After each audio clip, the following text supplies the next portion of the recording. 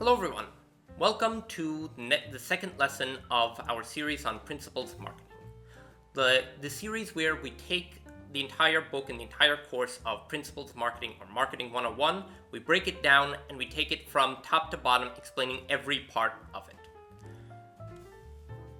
Today's lesson, we're going to be looking at part 2, making a marketing strategy based on customer value. Now in this lesson, we're going to be explaining how exactly we go about making a marketing strategy. What exactly are the considerations we take into mind? What are these things that we need to keep in mind? What are those that we need to address before we make a marketing strategy? It also explains, how to decide what to sell, to whom are we going to sell, etc. Now, of course, as this is an introductory chapter to an introductory course, nothing that I'm going to be giving here is going to be in great detail. Obviously, at the end, you're not going to be able to suddenly make a marketing strategy.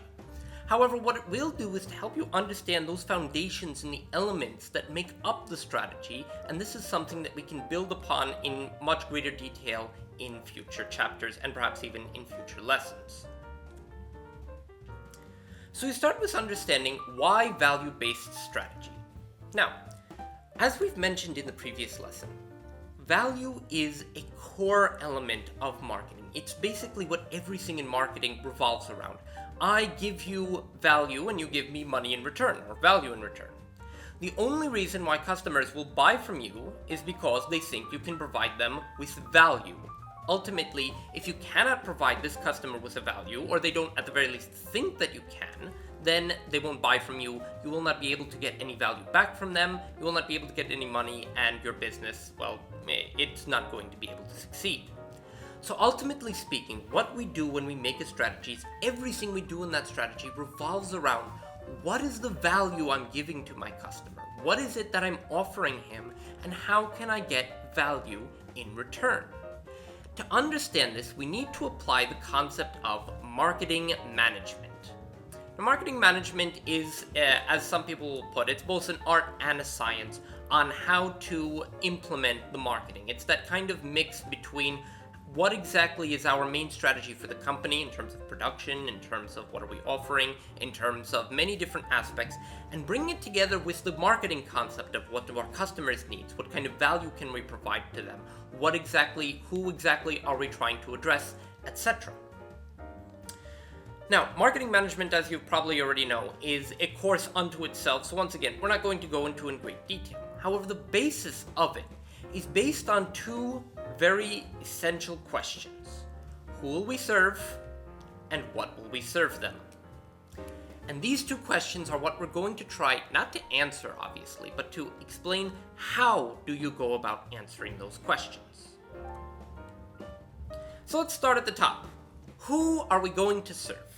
Now, a lot of people, when they go into a business or get into marketing, they kind of think that you're trying to market to everyone. Everyone is a potential customer. Everyone is someone that I should be addressing, that I should be marketing to, that I should be advertising to. That concept is wrong. What we are supposed to do as marketers is understand, all right, I have, say, a product or a service. It gives X value to customers. But very rarely will you find a single product or service that provides a good level of value to every single different segment and different part of society. For this reason, marketers always end up coming back to a concept called segmentation or market segmentation. Market segmentation is when you take a market and you break it up. You sit and you turn it into different pieces, you chop it up. So let's say, for example, let's do the most basic segmentation a person might do. Males, females. This is a very basic concept of segmentation. It's very, very simplistic, but in many ways it can be beneficial. Think of certain aspects or products that only will be targeted towards women. This can very easily be talked about. For example, let's go to the most basic thing, the thing that no man will end up need, but women will need. Let's say, for example, women's health products. These are things that can only be focused to that segment of society that we're trying to address. Now, this is very easy in our segmentations, that there's a product only this kind of segment can utilize it and really actually wants it. So we're going to target our advertising efforts to it. We're going to target our products to it. We're going to design our the packaging and everything towards this segment, which are females. However, most products are not that clear-cut in how exactly you're supposed to segment it. I mean, for example, let's say you have a business, say, selling, for example, cars. All right, well, do I want to target to only men or only women, or do I want both? Am I focusing on a younger segment or a middle-aged segment or an older segment? All right, am I looking for wealthier customers or less wealthy customers or something in the middle? Okay, well, where are the main aspects of my operation? Do I focus on the Americas? Do I focus on the Middle East? Do I focus on Asia? Do I focus on Europe? Do I have a global reach? What kind of personality am I going for? Am I a sports car and I'm going for a person who wants to be cool or wants to live on the edge? Or am I a more practical car and I want to try to get to that more pragmatic side of a person? All of these elements come back down to the concept of segmentation. First off, we choose how do we split our customers. Do we split them based off of geographic segmentation and say that we have, for example, the Middle East and the Americas and Europe and Asia and Africa and, well, whatever other place there is? Or, for example, do we add, for example, an extra segmentation that we segment based on gender? Do we do it based on income? Do we do it based on psychography? Do we do it based on... All of these different aspects come down to, first of all, how do I want to split my market? And from here, when we split, and this is a very key component, marketing segments. Now, once again, we've split them into segments, like, for example, 10 to 20, 20 to 30, 30 to 40 years old, and so on. So now we have pieces. These pieces should be homogeneous within groups and heterogeneous between groups. Now, what does that mean? This means that we want our groups to have, the people that are in a group, that are in a segment, we want them to be relatively the same. When I make an advertisement for that segment, I want an advertisement that will relate to and resonate with the vast majority in them. I don't want to have to worry about you have a bunch of different ideas and a bunch of different personalities in that segment. Why? That is the reason why we do segmentation in the first place. Now, on the flip side, we want them to be heterogeneous between groups, meaning we want them to be different when I go from, say, the segment of 10 to 20 and then the segment to 20 to 30. I need them to have a very different idea and perception of the product and value that I'm giving. If there isn't, why aren't they just one segment? So we move on then to target marketing. Target marketing is then the aspect of, all right, well, I've split them up. Let's say we'll make a grid. Okay? I split up my market based on demographics and based on income. I want this segment, and this segment, and this segment.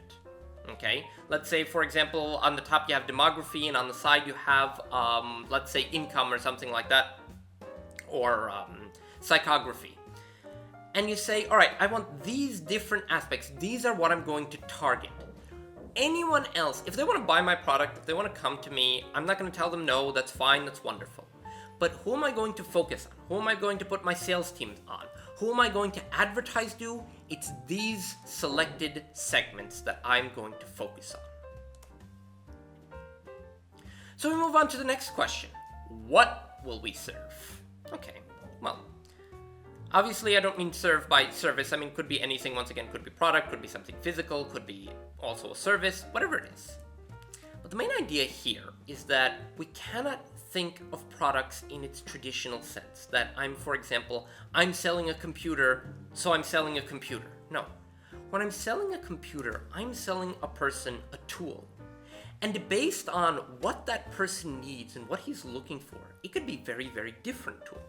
For some people, their laptops or their tablets are methods of creating art. It could be music, it could be drawings, it could be poetry, it could be anything. For other people, it could serve as their method of conducting business. For other people, it's their way of getting connected with the world and socializing with friends. For other people, each of these have different values that the customers hold. And when you have a business, you need to understand what value am I giving the customer? Think of Microsoft. What does Microsoft give? Microsoft gives productivity. It empowers people and customers to do more. Now, it doesn't matter what shape that more comes from. What matters is that the main idea, whenever they make a product or a service or anything, the main idea, the main value that they're giving their customer is that they're giving them the ability to do more, to be more productive. That is the concept of a value proposition. The core concept of what the business offers customers, not as a physical product or a service, but rather as what core benefit it offers the customer. What am I giving them? Let's take, for example, YouTube. Let's say, about YouTube, launched in May 2005, YouTube allows billions of people to discover, watch, and share originally created videos. Okay? That's kind of just a description of their service. But what value does it offer us? YouTube provides a forum for people to connect, inform, and inspire others across the globe and act as a distribution platform for original content creators and advertisers, large and small. These are all key words as to what exactly is YouTube. Now, YouTube is many things, okay? But this idea encompasses the whole totality of what it is. It is a vehicle or a forum to connect people, to inform them, and to help them distribute their content, whether it be content for educational purposes or entertainment purposes or whatever kind of purpose. And the way that they monetize it and the way that they give value for their creators is by allowing advertisers to advertise on their videos and to give that kind of connection. That is the value that YouTube provides. So don't think that YouTube is just some platform for putting cat videos. No, it is a forum to connect, inform, and inspire others across the globe. That is what it provides. Now, you may think it's corny. You may think it's a little bit, marketing BS, as they said. But when you have these concepts in mind, when you're designing your product, this shapes what the kind of company that you make and the kind of products and offers that you ultimately deliver. So here we move on to the marketing concepts that we're going to follow. Now, whenever you make a strategy, you need to have a certain philosophy, a certain idea behind what exactly it is that you're going to do. Now, basically, we've split up the different strategies and different philosophies of marketing into 5. The first one is the production strategy. Now, the kind of order that they were made was kind of the order in which people began to realize and develop marketing.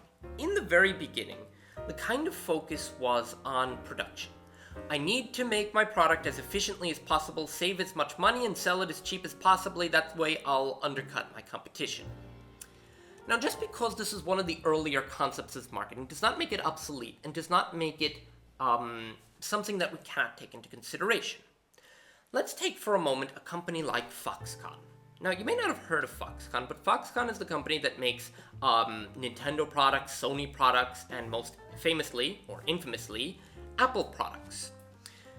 Now, it does so by being the absolute most efficient, the cheapest manufacturer at the highest quality that there is around.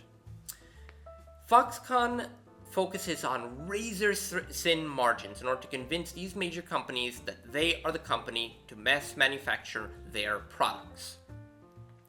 Now, this is a concept that, as I said, we've moved away to a great extent from this concept, but if Foxconn didn't have the production philosophy as its core idea of its marketing, it would never have gotten as big nor as successful as it is today. So we move on to number 2, the product concept. Afterwards, it began to come up with the idea of, all right, well, yeah, we want to be efficient, we want to have the best price, but at the same time, no, we want to have a good quality product. We want to focus on making just something that's durable, something that is very good, that is something that our company would be proud to sell. Now, obviously, once again, this is an old concept, and this is not the exact idea that we take anymore, but once again, we can't just ignore it and we can't just leave it. It's still an important part of marketing. No matter what, you want your products to have a good level of quality. No matter what, there is some kind of level where you want to assure that your customers are getting not just something that gives them the value that they're looking for, not just what they expect, but also something that is good, that is durable, that is of high quality. Later on, it began to come up with the idea of, well, let's try to find out how to push the customers in order to sell these products.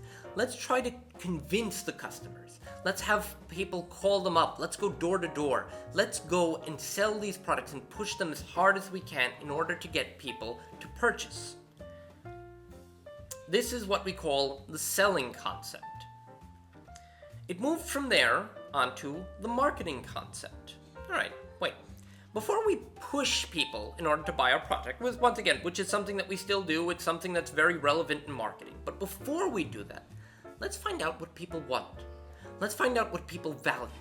Let's find out what exactly is it that will give our customers, our potential customers, value and convince them that this is a product that they want and a product that they need. The final aspect, which is the newest in marketing, is the concept of societal marketing. The concept of, all right, I give my customer value through the product, but in many ways I also want to give the community value. I also want to make the customer feel that I am a part of their community and I contribute, I donate, I help it for initiatives, I give to noble causes. I try to make my production environmentally friendly. I do it in a way that doesn't harm anyone.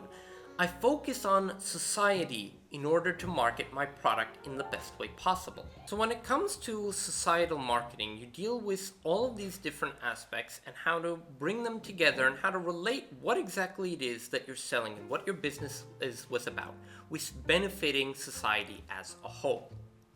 Now, we usually consider these as a kind of linear progression, as a kind of, oh, well, we were naive and we started with thinking that production was the way to get people, but then we realized that, no, we should focus on the product, then we should sell, then we should... But once again, as I said, all of these have their merit, and all of these have an important place in marketing. And before you start making your strategy, you need to see which one of them are you focusing on, which one of these are you gonna really consider. Say, for example, you're a company that grows organic products. You may think, all right, I'm going to focus on number 5, the societal aspect. In my advertisements, I'll talk about how I'm protecting the environment, how I'm taking care of the soil, how the products are healthier. However, a place like, as I said before, Foxconn, or one of those Chinese manufacturers who run on razor-thin margins and focus on developing a really good product but at the minimal price, they may focus on the production concept, and many others will focus on that in between. Ultimately, you need to find which is right and suitable for your company based on, you guessed it, the value proposition. And now we come to the most, commonly used idea of marketing that there is. The 4 P's of marketing. Now, you've probably heard of it before. There are 4 P's of marketing: product, place, price, promotion. These are the 4 P's, and each of them plays an essential role in the marketing concept. And all of them have in many ways an equal role. These are the pillars upon which we base everything in marketing. So let's explain them one by one. Product. Now the product, once again, in the future, when I say product, I don't want people to think of something physical. I don't want people to think, say, for example, a mobile or a laptop or a feather duster or a couch, or no, it could also be a service, it can be a program, it could be anything that your company offers and obviously makes money off of. The next part that we have is the place. The place is where you offer it, and where, once again, doesn't have to be a physical location. Where can be online, where can be the corner store, where can be something by the mail. But the place represents how easily accessible it is to your customers and to the people that you're trying to sell. Next, we have the price. This is kind of obvious. Well, at what price point are you going to put the product that makes you a healthy profit, but also does not fall into the problem of the competition can easily undercut it and destroy your business?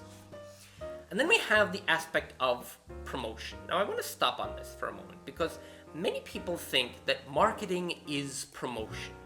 It is advertising and sales and call centers and people going door to door, but that is not marketing. It is only one of the 4 pillars of marketing. or according to others, one of the 7 pillars or one of the 8 pillars, but I'm not going to get into that today. In here, what I'm trying to get to is that promotion is, yes, it's a very important part of marketing. Finding a good advertising, doing it, putting it in important slots, that's all important to marketing, but it's only one of 4. When you talk about how exactly the products are distributed, where you find it. So all of these things, when it comes down to the promotion of the product and it's important, of course, but it's just one of many. Now we go from here on to the concept of the integrated marketing plan. The integrated marketing plan talks about how to bring all of these 4 elements together. A lot of times, and this happens more often than you think, you'll have a product being advertised one way, but being sold in another way, and being put in a place that has nothing to do with the first 2, with a price point that is completely different.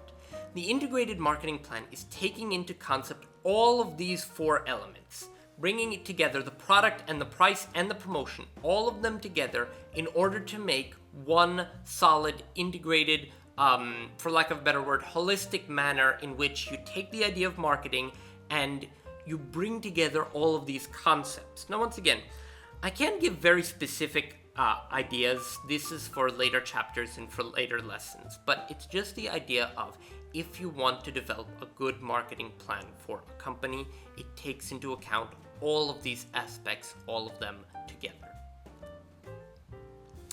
Thank you all for watching, and I hope you all enjoyed this lesson, and I want to just make sure of something. I want to emphasize just one thing.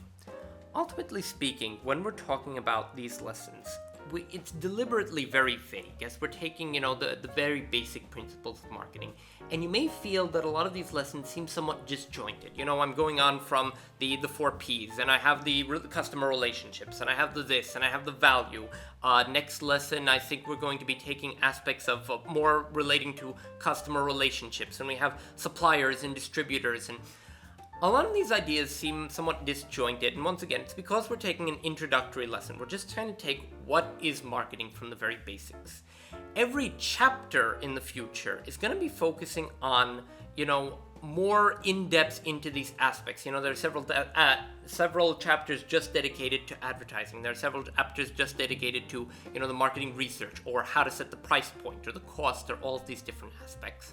So if you're a little bit confused right now, don't worry, that's perfectly normal, as, this is just the beginning. But if you bear with it and you continue, you'll find all of these things are very interesting, very logical, and you'll find it may come together in a very interesting way. Thank you all for watching. If you like this video, please subscribe below. Don't forget to leave a like, and I hope to see you all in the next video. Thank you.